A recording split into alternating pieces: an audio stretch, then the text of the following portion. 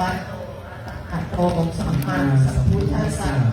นะโมตัสสะภะคะวะโตอะระหะโตสัมมาสัมพุทธัสสะนะโมตัสสะภะคะวะโตอะระหะโตสัมมาสัมพุทธัสสะ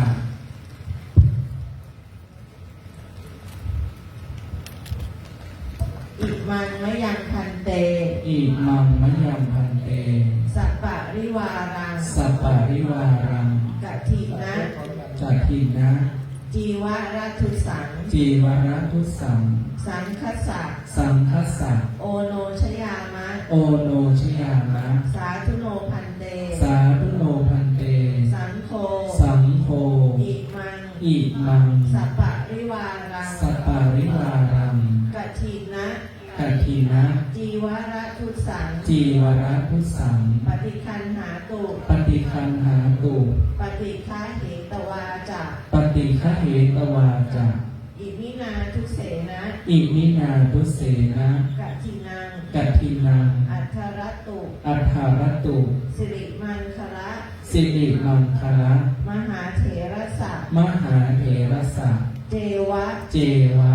อัมหากันจะอัมหาคันจะทีครตังทีคารตังหิตายะหิตายะสุขายะสุขายะนิพพานายะจะนิพพานายะจะข้าแต่พระสงฆ์ผู้เจริญข้าแต่พระสงฆ์ผู้เจริญข้าพเจ้าทั้งหลายข้าพเจ้าทั้งหลายขอน้อมถวายขอน้อมถวายผ้าจีวรกฐินผ้าจีวรกฐินพร้อมด้วยบริวารทั้งหลายเหล่านี้พร้อมด้วยบริวารทั้งหลายเหล่านี้แด่พระภิกษุสงฆ์แด่พระภิกษุสงฆ์ขอพระภิกษุสงฆ์ขอพระภิกษุสงฆ์จงรับผ้าจีวรกฐินผ้าจีวรกฐินพร้อมด้วยบริวารนี้พร้อมด้วยบริวารนี้ครั้นรับแล้วจงกรานกฐินด้วยผ้าผืนนี้เพื่อประโยชน์เพื่อความสุขเพื่ออุทิศส่วนกุศลถวายพระพรหมมงคลหลวงปู่ทองสิริมังคโลคุณพ่อมุกโรตการและบรรพบุรุษของข้าพเจ้าที่ล่วงลับไปแล้วเพื่อมรรคผลนิพพานแก่ข้าพเจ้าทั้งหลายและญาติของข้าพเจ้าทั้งหลายตลอดกาลและนานเถิดสาธุคุณแม่ดังนั้นจึงมีการอัปโลกนกรรมเบื้องต้น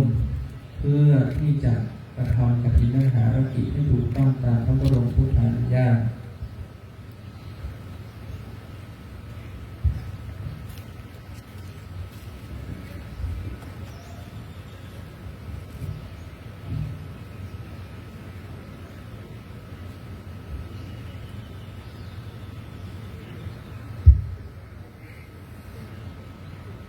กฐินทาน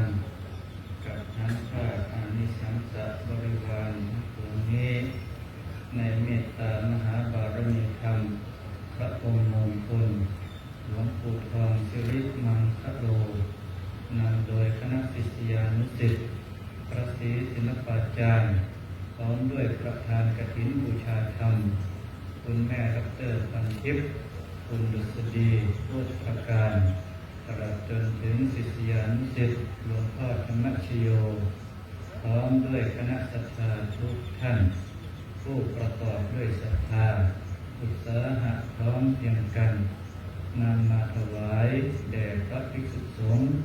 ผู้อยู่จำพรรษาต้นไตรมาสในอาวาสนี้ก็แลกฐินทานนี้เป็นของบริสุทธิ์หลุดเลื่อนลอยมาโดยนภาอากาศแล้วแลตกลงในที่ประชุมสงฆ์จะได้จำเพาะเจาะจงลงว่าเป็นของพระภิกษุรูปใดรูปหนึ่งก็หาไม่ได้มีพระบรมพุทธานุญาตไว้ว่าให้พระสงฆ์ทั้งปวงยอมอนุญาตให้แก่ภิกษุรูปหนึ่งเพื่อจะกระทำซึ่งกฐินภารกิจ ตามพระบรมพุทธานุญาตและมีคำพระอัฏฐกถาจารย์ผู้รู้พระบรมพุทธานุธิบายสังวรณาไว้ว่าภิกษุรูปใดประกอบด้วยศีลสิกขาธิคุณ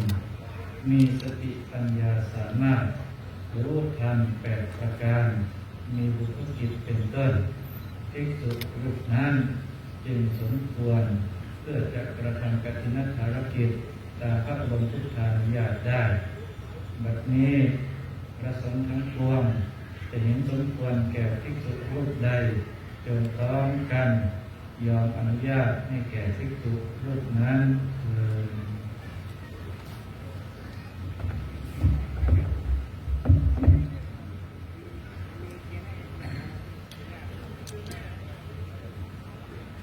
ผ้ากฐินทากับทางผ้าที่สังสารบริวารทั้งปวงนี้ข้าพเจ้าพิจารณาเห็นสมควรแก่พระครูบาอาจารย์ธรรมปัญญาวุโธเป็นผู้มีสติปัญญาสามารถ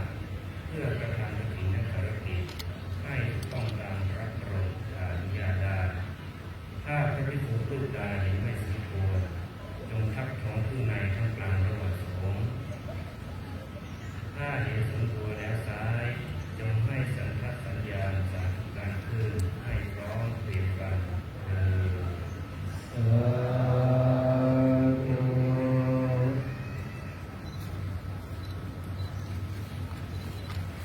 สาธุพวกเรานั่งอนุโมทนาบุญสาธุนะประเคนผ้ากฐินแล้วประเคนบริวารกฐินอันมีอัฐบริขารมีบาเป็นต้น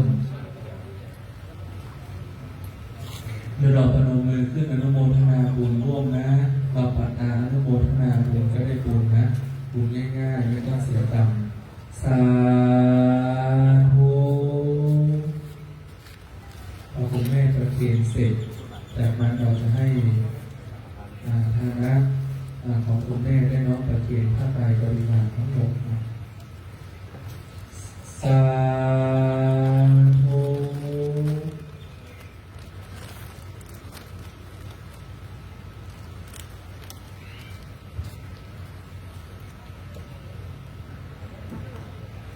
สา